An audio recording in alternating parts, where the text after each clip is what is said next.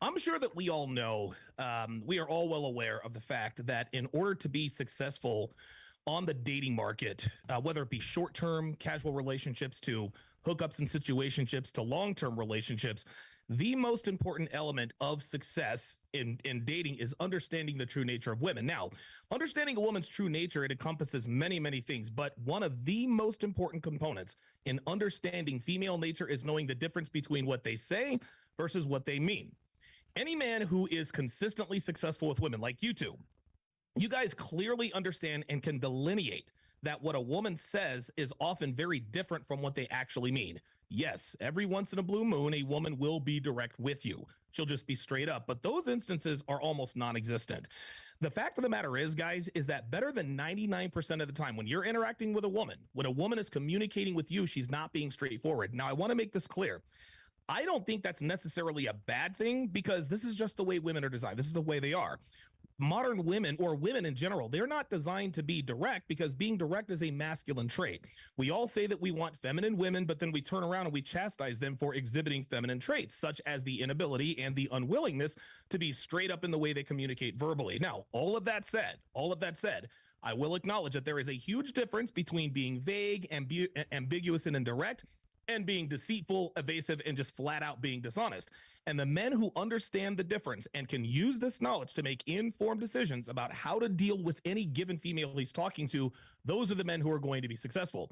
This, of course, is why I decided to create the first ever educational and informational course that tells you straight up and in no uncertain terms the difference between what women say and what women mean. I think we can all agree that most of us, or if not all of us, we want to be better with women. That's obvious.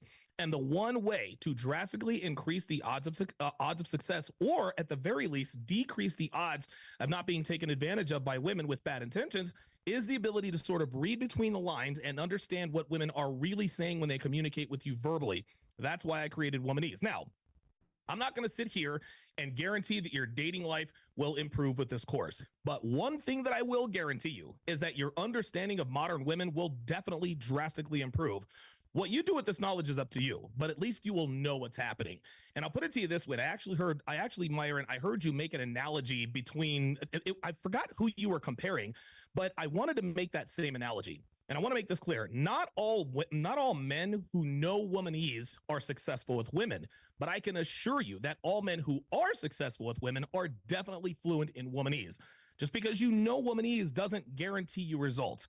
What it does guarantee is that you will know what's happening. And as long as you have the information and the knowledge that this course provides, your odds of success will drastically increase. So that's where we're at today. Yeah. Awesome. Yeah. I mean, half the game for a lot of guys is like, knowing what the hell's going on. Most guys are just simply clueless and take at face value what they say and think that that's what they mean. And the reality is that this is going to save you guys a lot of headaches, a lot of frustration. And actually, it'll keep you safe in some situations because then you'll know, Oh, yeah. Yo, this girl's not interested. I'm not going to fucking keep pursuing her and waste time or, be labeled harassing or sexual, maybe some type of Me Too accusation could come. Like, you'll know quickly, okay, I'm just going to move on. I'm not even going to bother with talking to this woman anymore. So it benefits both parties, honestly. Because when guys understand where women are coming from and what they mean, they're able to kind of just read between the lines and move on and not harass her, not bother her. So this actually does benefit women as well.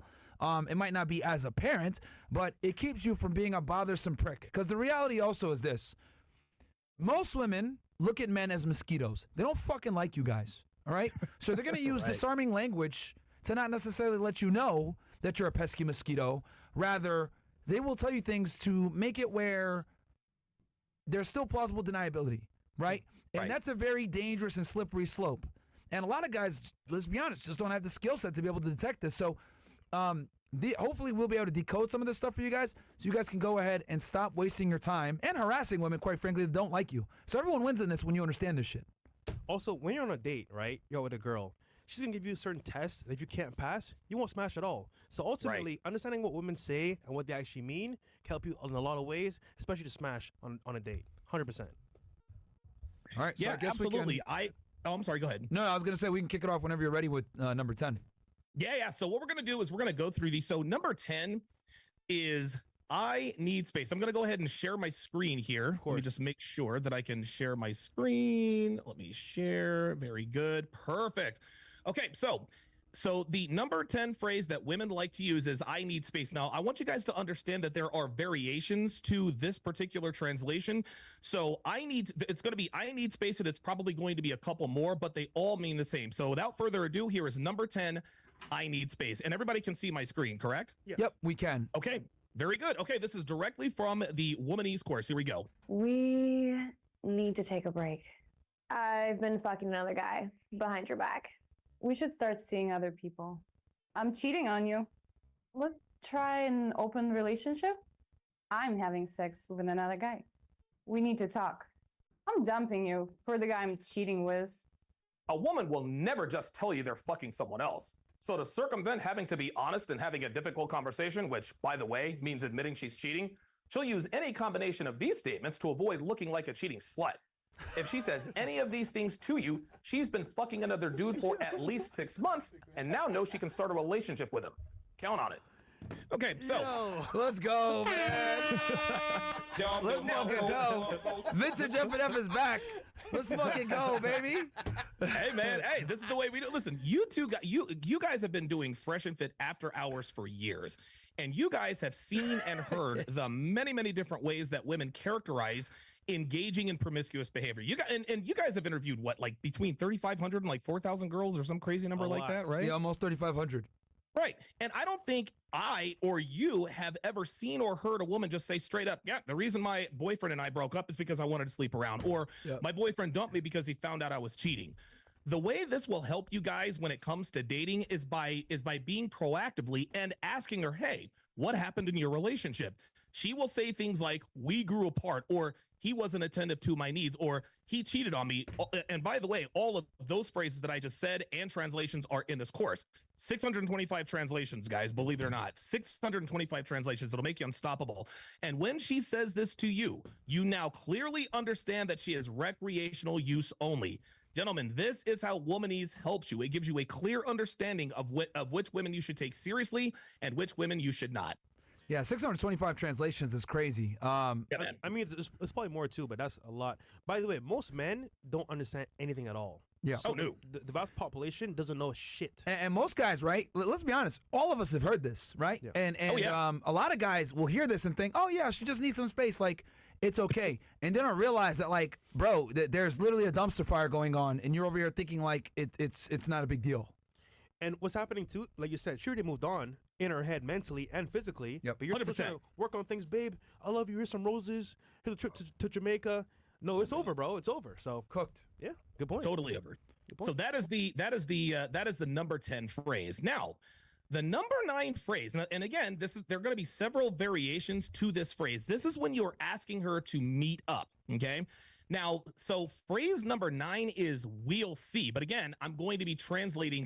Most of these mean the same thing. So here we go with phrase number 9 of our top 10. "We'll see." Here we go. Maybe. No. We'll see. No.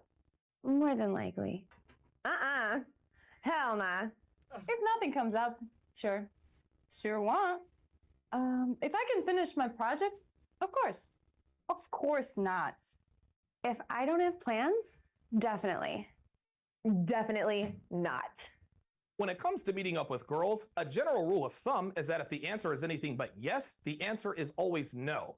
Listen, if a girl wants to meet up with you, she'll meet up with you. She won't put conditions on it. She won't tell you about other plans. She'll simply say yes and wait for your instructions. Gentlemen, this is where a lot of guys end up wasting a lot of time and energy and resources on a woman who's just not interested in him. Okay, like it said in this clip, if the answer is anything but yes, the answer is always no. Guys, there are no exceptions. And the way this will help you guys on the dating market is that you won't be wasting time chasing women who don't like you like that. These are the girls who almost always put you in the friend zone if they don't just straight up ghost you altogether, right? Mm-hmm. The men who understand this, if the answer is anything but yes, it's definitely no. Those are the men who do not get hung up on girls who don't want them, which obviously allows you to move on and spend time pursuing women whose interest level is high. So, as a guy that loves going on dates, I realized a lot of things in the past that worked against me. But the best thing I figured out was that, like, these certain phrases here are kind of like I'll give you hope. But right now, as Donovan showed you, there's no hope. So You spend time texting them like, how's your day? How are things going? You think like, okay, I'm getting somewhere with this. Oh, she's just busy, so she'll be fine. Maybe in 2 days or so, she'll be fine again. But it's the same answer over and over again.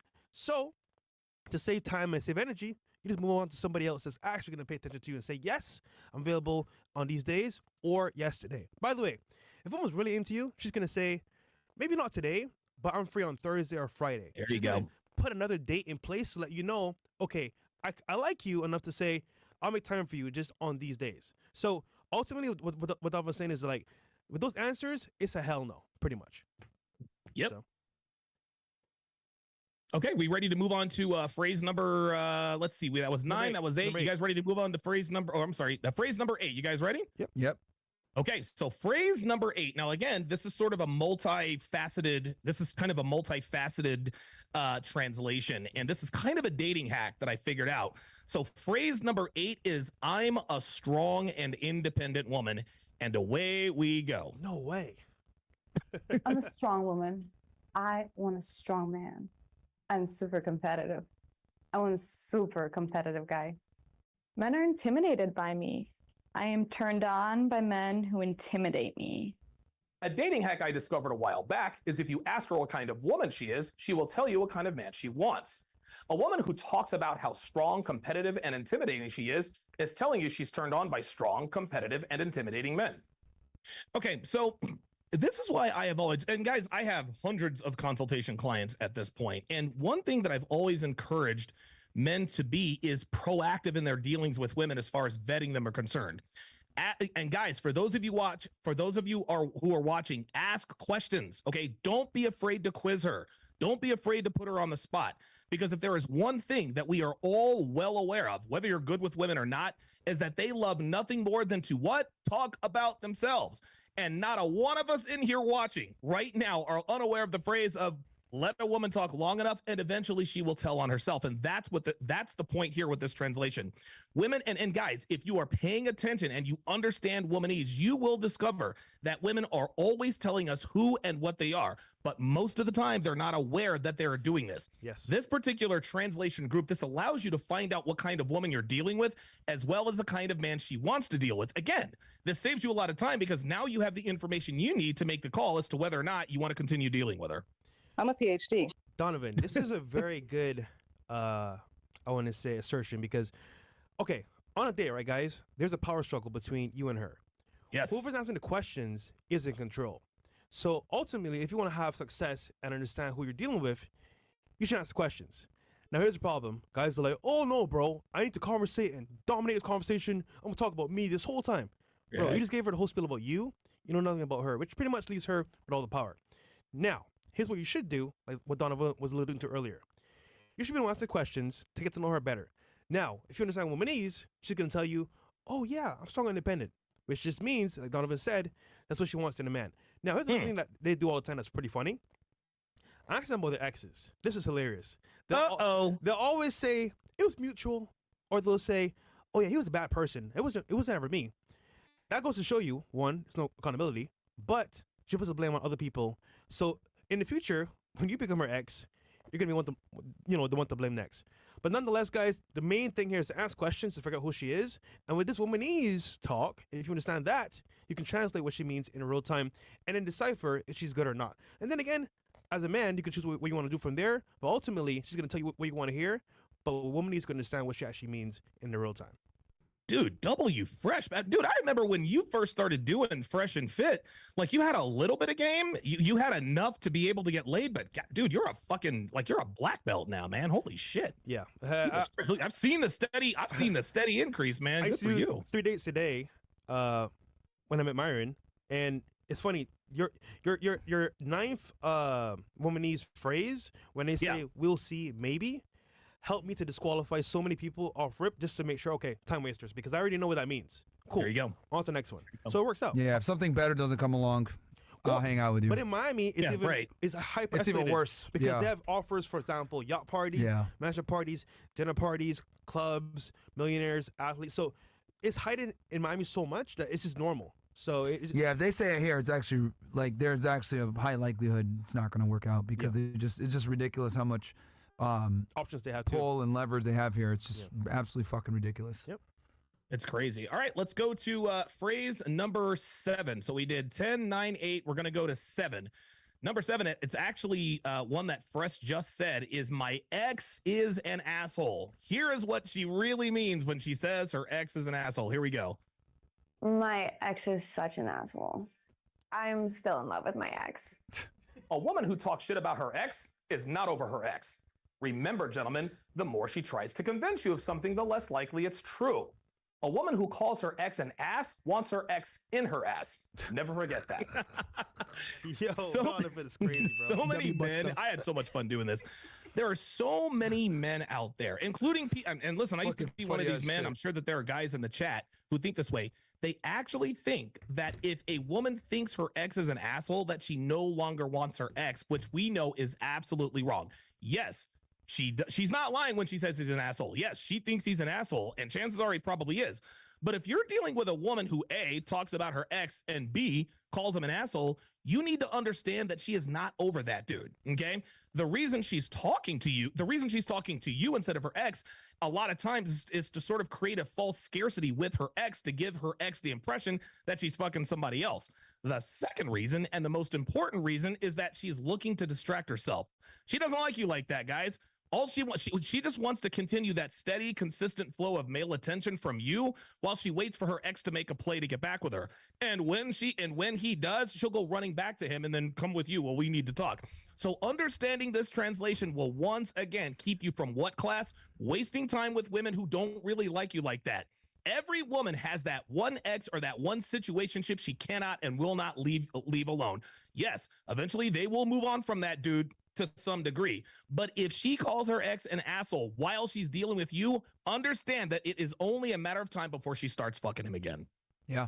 No, I mean, I don't think men understand this, that like women put men in compartmentalized roles. Like, yes, you might just be a distraction. You might just be convenient. You might be able to offer her something that her guy doesn't. Because the thing is that women don't have a natural proclivity to be 304s.